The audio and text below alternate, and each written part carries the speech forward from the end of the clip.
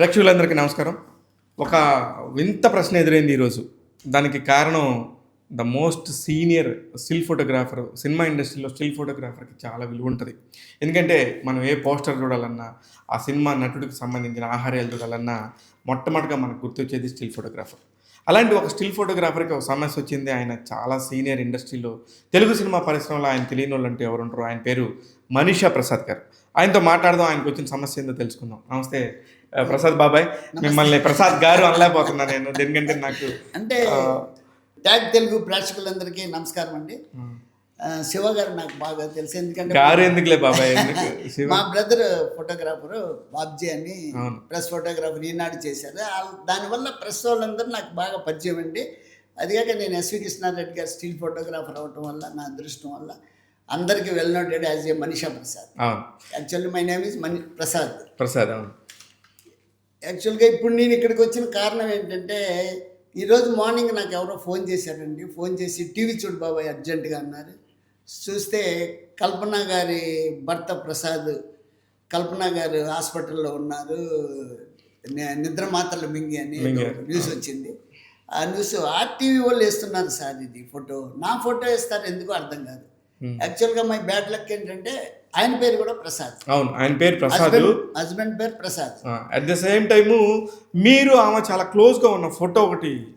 యాక్చువల్గా ఇది ఏంటంటే సార్, నేను ఆమె ఫస్ట్ టైం నేను ఆమెని ఎఫ్ఎన్సిసిలో చూశాను. కృష్ణ గారి ఇది చేశాను, కృష్ణ గారికి బర్త్డే సెలబ్రేషన్స్ కేఎస్ రామారావు గారు చేశారు. దానికి నేను ఫోటోలు తీయడానికి వెళ్ళి మన ప్రెస్ ఫోటోగ్రాఫర్ ఎవరో ఒకళ్ళు ఫోటో తీశారు. ఓకే. ఆమెతో అందరు దిగుతుంటే నేను ఫస్ట్ టైం ఆమె చూడటమే ఫస్ట్ టైం నేను ఓకే ఓ ఫోటో దిగా. ఓకే. ఆ ఫోటో వైరల్ అయిపోయింది. వైరల్ అయిపోతే 4 years 5 years బ్యాక్ నుంచి వస్తుందండి ఇది. అవును, మీరు లాస్ట్ టైం కూడా చెప్పారు నాకు, బాబాయ్ ఇప్పుడు సింగర్ హస్బెండ్ లాగా నా ఫోటో వేస్తున్నారంటే నేను కూడా సరదాగా ఏముందిలే బాబాయ్ ఎంజాయ్ చేయి అన్నాను అన్నారు. కానీ మనం కూడా క్యాజువల్. యాక్చువల్గా ఆవిడ కంప్లైంట్ చేస్తే ఎవరన్నా తీసేస్తారు, కానీ మనం చేస్తే ఎవరు పట్టించుకోలేదు. అలా ఏం లేదు, ఎవరు చెప్పినా తీసేస్తారు. ఎందుకంటే మీరు భర్త కాదు, మీరు ఇంట్లో మీ ఇంట్లో కూడా మీరు చెప్పుకోవాలి కదా. అసలు మా పిల్లలకి వచ్చిందండి ఇది. పిల్లలకి ఫ్రెండ్స్ ఎవరో పంపించారు. వాళ్ళు అడుగుతున్నారు ఏంటంటే ఈ ఫోటో వచ్చింది అన్నాడు. ఇవన్నీ మామూలేనమ్మా, క్యాజువల్గా టేక్ ఇట్ ఫోటో ఇదిగోండి ఫోటో చూడండి. హెడ్ లైన్ కూడా పెట్టారా? ఓకే, ఆర్టీవీలో వస్తుంది. ఆర్టీవీలో ఈ రోజు వచ్చిందండి. మంచిగానే వేసారు హెడ్డింగ్, భర్త ప్రసాద్ పైనే పోలీసులు అనుమానం. అది నీ ఫోటో పెట్టి. కానీ ఇది ఇది ఇది అవాస్తవము. ఈయన చాలా వెళ్ళను, కాకపోతే మాకు తెలియకుండా ఏమన్నా చేసాడేమో మాకు తెలియదు, కానీ అలా సరదాగా అంటున్నాం. కానీ అసలు ఒరిజినల్గా ఆమె భర్త ప్రసాద్ గారు ఈయన. ఇవి కూడా ఆయన కూడా మరి ఆమె ఇలాగా ఇదంతా ఎందుకు జరిగింది, ఏంటి జరిగింది అనే దానికి నేను ఒక నిమిషం కంక్లూజన్ చెప్తాను. ఏంటంటే నిన్న ఉదయం, మంగళవారం ఉదయం, బాబాయ్ ఇది మీకు తెలీదు, నాకు జర్నలిస్ట్గా నాకు తెలుసు. మంగళవారం ఉదయం ఆమె కేరళ నుంచి వచ్చి నిజాంపేటలోని ఆమె విల్లాస్ ఉంటాయి అక్కడ, ఆ వెర్టెక్స్ విల్లాస్ అని ఉంటాయి. ఆ వెర్టెక్స్ విల్లాస్లో ఉంటుంది. పలానా విల్లా నెంబర్లో వెళ్ళి తలుపేసుకొని చక్కగా టాబ్లెట్స్ వేసుకున్నారట. అంటే నిద్ర మాత్రలు మామూలుగా వేసుకుందా, మోతాదుకు మించి నిద్ర రాకపోతే హ్యాపీగా పడుకుందాం అని వేసుకుందో ఇంతవరకు ఇంకా ఎవరు ట్రేస్ చేయలేదు. కానీ ఆ సంబంధికులు వాళ్ళందరూ కూడా ఫోన్ చేస్తే ఎవరి ఫోను లిఫ్ట్ చేయకపోవడంతో అనుమానం వచ్చి ఆమె ఇంటికి వెళ్ళారు. ఆమె ఇంటికి వెళ్తే కూడా ఎవరు తలుపు తీయట్లేదు.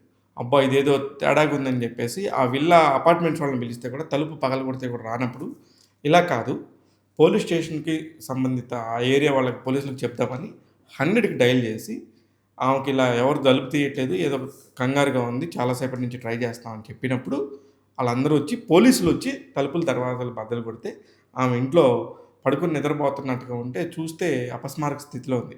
ఎంతమంది లేపినా లేకపోవడంతో ఊపిరి కూడా సరిగా తీసుకోలేని పరిస్థితిలో ఉండటంతో ఇమ్మీడియట్గా ఎమర్జెన్సీకి తీసుకెళ్ళి నిజాంపేటలోని హోలిస్టిక్ ఆసుపత్రిలో చేర్చారు.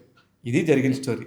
దీనికి ఒక న్యూస్ అయితే ఒక ఆమె సెలబ్రిటీ, భారతదేశం మొత్తం పాడుతుంది, అన్ని భాషల్లో పాడుతుంది. ఒక పక్క సూపర్ సింగర్, కానీ ఒక పక్క జడ్జిగా మంచి సింగర్, ఆమె విపరీతమైన పేరుంది.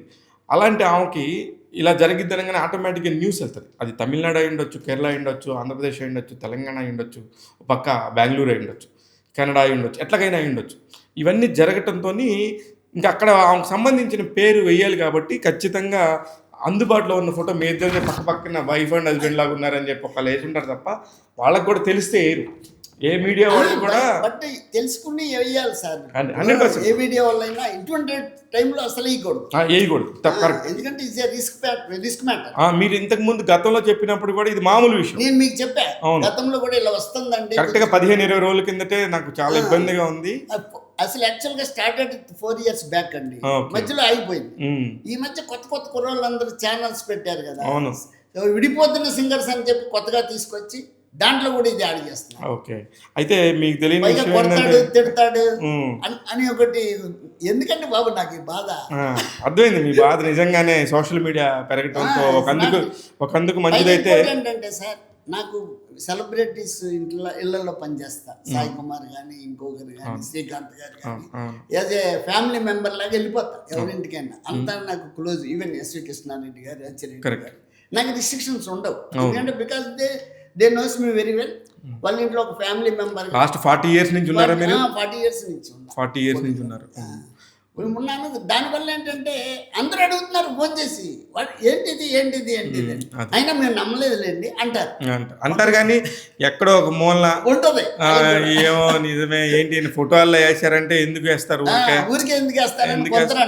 ఏ పొగలే ఇక్కడ ఏంటంటే మా ఫ్యామిలీ వాళ్ళకి తెలుసు కాబట్టి, ఫిల్మ్ ఇండస్ట్రీ కానీ సోషల్ మీడియా తెలుసు కాబట్టి వాళ్ళు నన్ను అనుమానించట్లేదు. కానీ లేకపోతే అది రప్సే కదండి. ఎవరి ఫ్యామిలీలో అయినా ఇస్ నాట్ కరెక్ట్ కదా. సరే, మొత్తానికి కల్పన గారి వల్ల అవునండి మిమ్మల్ని ఇంటర్వ్యూ చేయాల్సిన పరిస్థితి వచ్చింది. పాప ఆమె అపస్మారక స్థితిలో ఉన్నారు. త్వరగా బయటికి రావాలని కోరుకుందాం. అందరూ కోరుకుందాం సార్. డెఫినెట్ గా గుడ్ సింగర్ అండి. అవును అవును. ఒకటే ఫోటో దిగా సార్, ఇంత పాపులర్ అవుతానని నేను అనుకోలేదు. చూసారు, ఒక ఫోటోగ్రాఫర్ ఒక ఫోటో వల్ల ఎన్ని రకాల నష్టాలు ఎన్ని రకాల కష్టాలు పడుతున్నారు.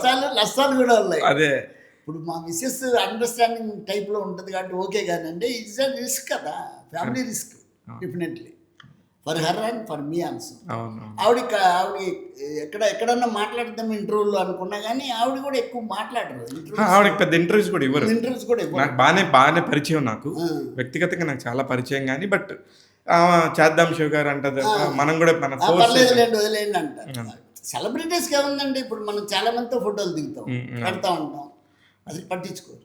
సూపర్ సార్, మళ్ళీ కలుద్దాం. మీ లైఫ్ స్టోరీ అంతా ఇంకోసారి, మీ ఫొటోస్, మీ జర్నీ అంతా, మీ వర్క్ని పక్కన పెట్టి ప్రపంచానికి తెలియజేస్తాను. అప్పటి వరకు మా ట్యాగ్ తెలుగు ప్రేక్షకులకి మీ మీద ఇలాంటి పరిస్థితి వచ్చింది కాబట్టి దీన్ని నివారించడానికి మాత్రం ఇది మాట్లాడతాం అనుకుంటున్నాం. ఆర్టీ వాళ్ళు దయచేసి ఈ ఇంటర్వ్యూ ఎవరన్నా చూస్తే ఆర్టీ వాళ్ళు అదేంటి ఫార్వర్డ్ చేయండి. గ్యారంటీగా ఇది లేదు, నేను కూడా చెప్తా. ఆర్టీవీలో రవిచంద్ర అని మన సినిమాకి సంబంధించిన టెక్నీషియన్ ఉన్నారు. ఆయన మెయిన్ సీనియర్ రిపోర్టర్. తీసేస్తే హ్యాపీ ఫీల్ అవుతాను. నేను తీసేపిస్తాను. చాలా వెడ్డింగ్స్ చేస్తా సార్ ఊళ్ళల్లో కూడా. వాళ్ళంతా బ్యాడ్గా అనుకుంటారు. అది లేదు, మీరు మీ బాధ నాకు అర్థమైంది.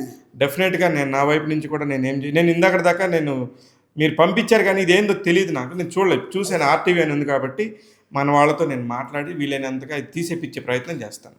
Okay sir. Thank you Prasad గారు. మా ట్యాగ్ తెలుగు ప్రేక్షకులందరికీ కల్పన గారి వల్ల మిమ్మల్ని చూపించే పరిచయం, సినిమా ఇండస్ట్రీలో మీరు ఎంత సీనియర్స్, ఎంత పరిచయస్తులు, ఎంత డిగ్నిఫైడ్గా జాబ్ చేశారు. సార్ ఎలా పెరుగుతారని మీరు ఇందాక అడిగారు. I dream is the first example for me. ఆయన ఐ డ్రీమ్ ఫస్ట్ స్టార్టింగ్లో వచ్చేటప్పుడు కృష్ణారెడ్డి గారు ఇంటర్వ్యూ ఇప్పించి ప్రసాద్ అని నా దగ్గరికి వచ్చారు. రియల్గా ఇట్స్ నాట్ అంటే తప్పుగా చెప్తలేదు. ఒక మనిషి ఎదగాలంటే కృషి ఉండాలి. ఆయన చాలా కృషి చేశాడు, చాలా సార్లు తిరిగాడండి పాపం. ఆయన ఫస్ట్ లో అవును, అప్పుడు అలాగా చిన్న వాసుదేవరెడ్డి గారు ఆయన పాపం చాలా నిజంగా ఈ విషయంలో ఎందుకు చెప్పానంటే ఆయన కృషే ఈ రోజున అంతే సార్. ఎక్కడైనా ఇప్పుడు మీరు కష్టపడితే మీరు ఉంటారు, మేము కష్టపడితే మేము ఉంటాం. కష్టపడకపోతే ఇక్కడ ఎవరు ఉండరు. అదే you have to love our profession sir. First of all once again thanks to tag Telugu people, all viewers. మీరు కూడా పైకి రావాలని మంచి ఇంటర్వ్యూలు చేస్తున్నారు సార్ శివ గారు. I like your interviews also. అరే అని బాబాయ్, నాకు శివ గారు అంటే నాకు కూడా బాగా ఇద్దరికి అండర్స్టాండింగ్ కానీ బయట కాదు కదా. Right. Okay, thank you, all the very best. మంచి ఇంకా ఎంజాయ్ చేయండి మీరు, ఇంకా ఫోటోలు తీసుకుంటా లైఫ్ అంతా. బిగ్ వన్ కూడా బాగుంటుంది. నేను ఆ ఫోటోలు కూడా ఇస్తాను, నాకు పంపించండి. Going on 9th. Okay, no problem. Okay భయ్యా, రైట్. Thank you. ఇదండి మనీషా ప్రసాద్ గారి స్టోరీలో ఒక చిన్న పార్ట్ చెప్పాను.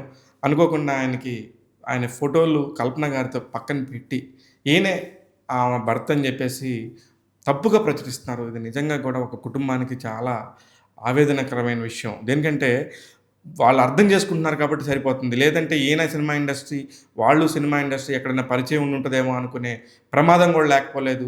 ఈయన కూడా పబ్లిక్‌లో తిరుగుతా ఆయన పని ఆయన జేసుకోవాలి కాబట్టి, ఇలాంటి న్యూస్ వచ్చినప్పుడు ఐడెంటిఫై జేసి, ఇతను మన ప్రసాద్ గదా!